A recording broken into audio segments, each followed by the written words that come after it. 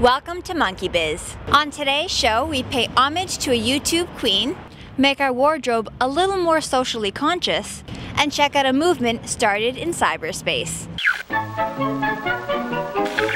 When Prime Minister Stephen Harper prorogued Parliament, many Canadians turned to social networking to voice their reactions and organize protests, including the anti-prorogation rallies that took place recently across Canada.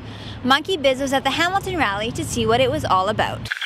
There's so many ways for us to get our voices heard, and it's extremely important that we don't let this momentum die.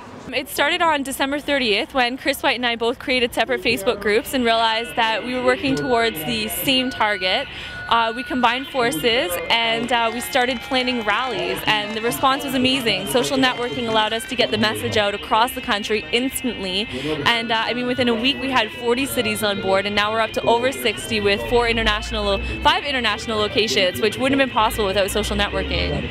I'm really upset that Harper seems to be dodging responsibility for the Afghan torture scandal. Now, I mean, at first his government denied it and they said they didn't know about it, then it turned out they did know about it. So for a while they were getting away with it, and then all Canadians started to tune in, and it looked like he was going to have to really come to terms with that issue and deal with it. And then proroguing of Parliament. I think people are really upset about this because they know this is a difficult time for Canada. The economy is very difficult, there's a situation in Afghanistan, and he's missing an action. Our Parliament's suspended right now. Over 30 legislations have been killed, including legislations for the right for Aboriginal women to own property, all kinds of things, and we want them to get back to work. It's about getting involved. I mean, we can't change the system unless we're willing to get in there and do something about it. I mean, it's easy to sit back and say that we're not happy with our government. It's not easy to go out there and fight the system and stand up for what we believe in. So, I mean, get involved in your local riding, get on Facebook. I mean, we just started something on Facebook and it turned into something huge. So, I mean, it can be done.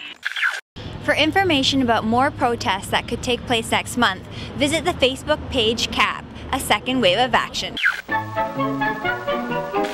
Over the last few years, YouTube vlogger Emmalene has been entertaining viewers with her honesty and quirky sense of humor.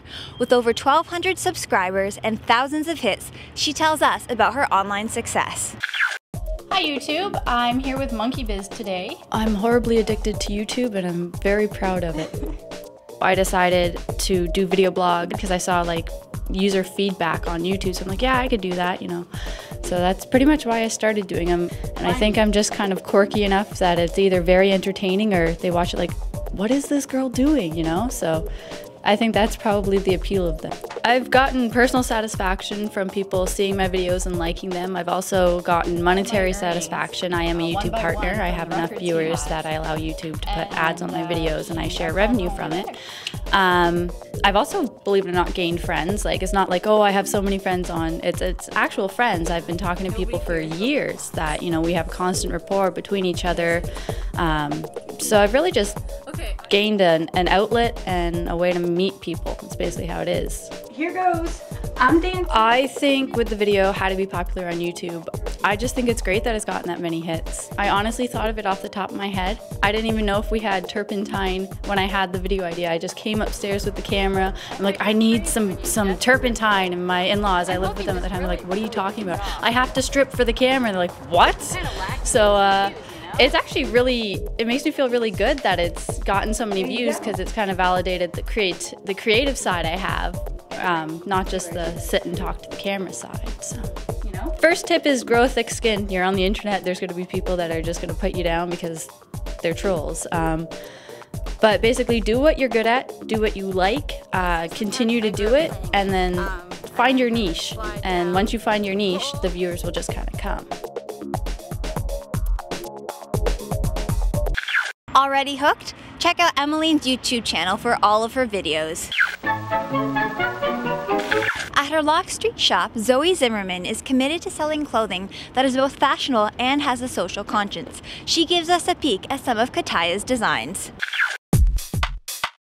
Kataya originally started as a wholesale line of women's clothing and silver jewelry, and now has turned into a retail venture.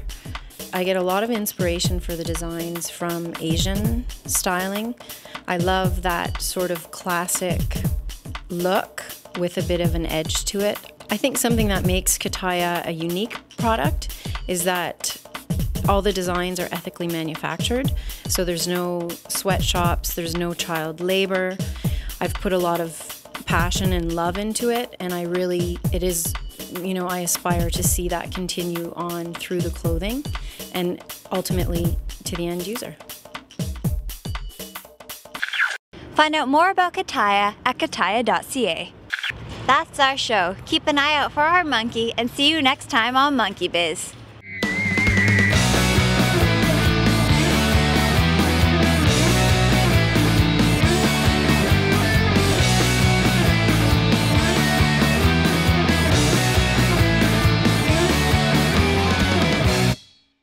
That was good. Good, very good.